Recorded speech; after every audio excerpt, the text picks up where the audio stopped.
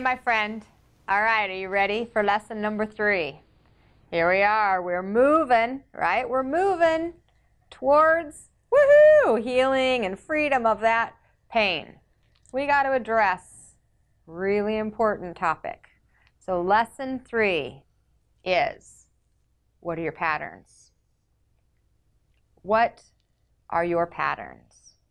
So pattern, these are generally habits that are so deeply ingrained inside of you that you're not really even paying attention to what you're doing. You know what I mean? Like, you know, when you wake up in the morning, you just get out of bed and you roll into the bathroom and you roll out of the bathroom and you roll downstairs and you get your coffee, right? And it's just, that's just kind of your physical habit. You do that every day.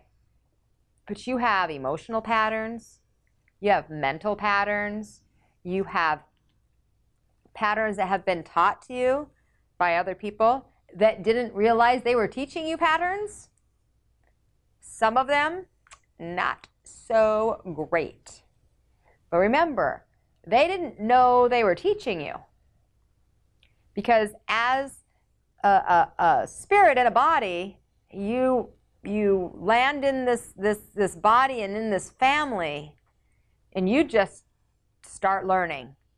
You start learning not always by what the people told you to learn, right?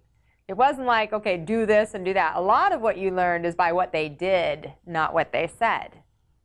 And so our patterns often come to us from our life experience and from what our family members and our teachers and our churches and our communities, our society has taught us. And so I want to give you a little bit of understanding of how these patterns show up and how important it is to recognize that you can change these patterns. You are not a victim to them. You're influenced by them, yes. But you have the ability to change it up. And I know this because I did it. So I'm not I'm not someone that's going to support you arguing for your limitations and saying, well, I can't do it. I'm not that girl. I'm the girl that's going to say, you know what, you can do it. I'll hold your hand. I'll help you get there. But you can do it because I've done it. So let's talk about those patterns. I want to explain how the conscious subconscious in a very general sense works. We're going to just kind of break it down for you, okay? So your subconscious is kind of the, let me liken it to an iceberg, okay? So you're familiar with an iceberg, at least in a visual sense. Maybe you've never seen one. I've never seen one. I never choose to see one in my entire life because I don't like the cold. But anyway, so imagine an iceberg.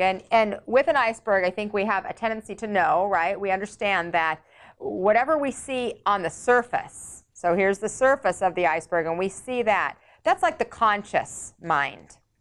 And then underneath the iceberg, so right, like here's our iceberg, and here's the water. And everything that's underneath it, we know the iceberg is likely much, much bigger underneath. It's not usually the other way around. It's not like on this skinny little stand and then it just pops up, right? It's the other way. So what's in our conscious mind is what's above water. That's what we're aware of. That's what we are in present moment consciously aware of. And our subconscious is underneath the water. That's all the things that are guiding us. Those are the things that sometimes feel uncontrollable. They just happen. And we do have control over them, but we don't always know that we do. They're the things that we've been taught, and they're the seeds that have been planted, and they're the patterns and habits and behaviors that a lot of times get a bad rap. But the reality of it is that our subconscious actually also stores all kinds of really valuable things that we need. Like the subconscious is what reminds us how to drive every time we get in the car. We don't have to learn it again. Every time we get out of bed, it remembers how to walk. Every time we go to brush our teeth, it knows what we need to do. And every time we sit down to the computer to work, it has that memory that we pull forward and we use to do our jobs. So we don't want to throw the subconscious away. A lot of people go, oh, well, I don't want to have all those negative patterns from my family. I don't want to fall back into that pattern. You don't have to. You actually have a choice. And what you want to do, though, is you want to recognize that subconscious training that's taught you some of those patterns, we need to bring into conscious awareness. We need to bring it above the water so you can see it, and then you can do something different. You can create a new pattern. You can make new habits. But if you don't know what's ruling you, then sometimes it's hard. Now, those subconscious patterns that have been living down there, that have been ruling some of your life, whether you have been aware of some of them and probably haven't been aware of some of them, they often have been trained into you by the people around you, as I said earlier. And the people around you were doing the best they could with what they knew at the time. And they probably weren't very conscious of why things were happening the way they were happening. You know, and the goal, what is the goal in our life is, you know, when we know better, we do better, right? And when we know better and we do better, then we hope that we teach better. And that does happen, and we do evolve and enlighten in those ways. And underneath those habits that aren't serving you, those patterns that are not working, underneath that is oftentimes the struggle, the fight. And the fight is in loving myself enough. And most of us, just simply by observing those around us, listening to what those around us said, we're not taught to love ourselves enough. And if those words were said, we didn't necessarily see the action behind them. So we could have a parent say, you know what, you've got to put yourself first, and you have to make decisions that are based on what's best for you. But then we could watch our parent want to go to work out, but choose not to because their sister called and said they need help, so they put them on the sidelines. You see what I'm saying? And I know you've done this. We've all done it, probably hundreds of times. But the reason that we fall back into that pattern of not putting ourselves first is generally the bottom line, if we dug way down in, is because we don't love ourselves unconditionally. Now remember, if you're paying attention in lesson 2, I talked about that. And I talked about loving yourself unconditionally, right?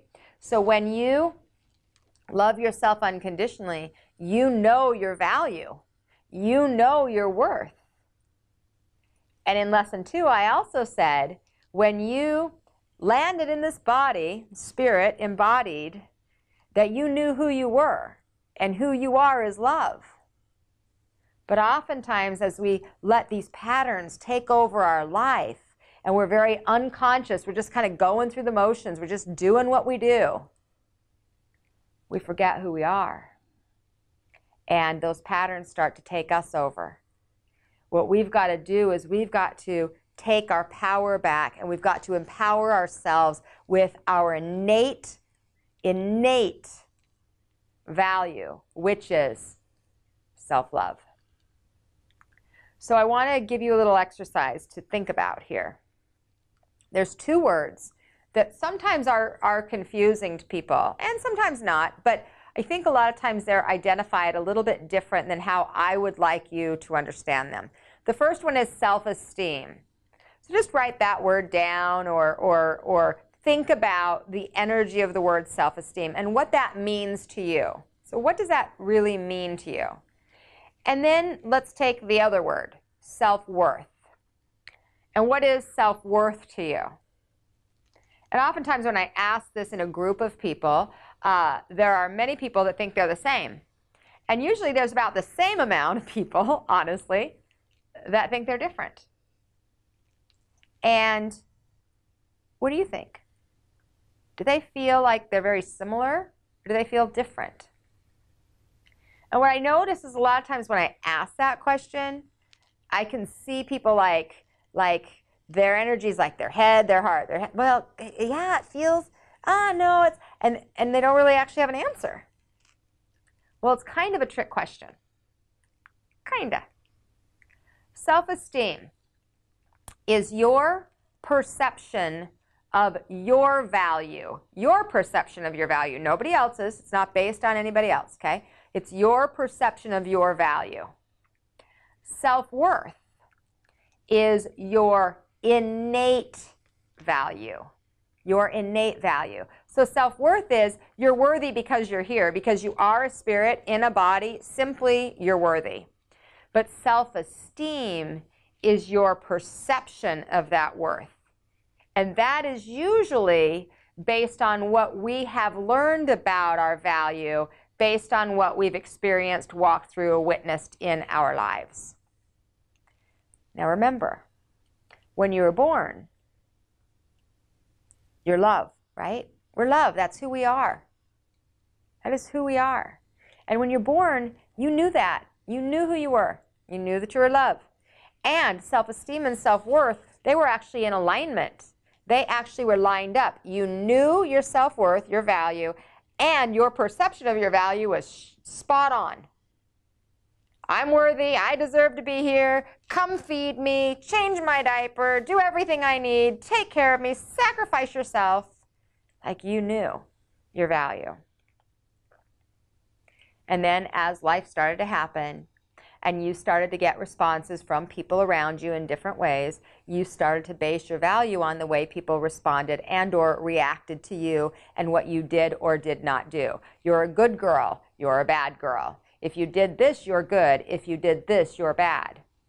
And that's how you started to move from knowing your value and your self-esteem being lined up and moving away from your actual innate worthiness and that perception of your value changing.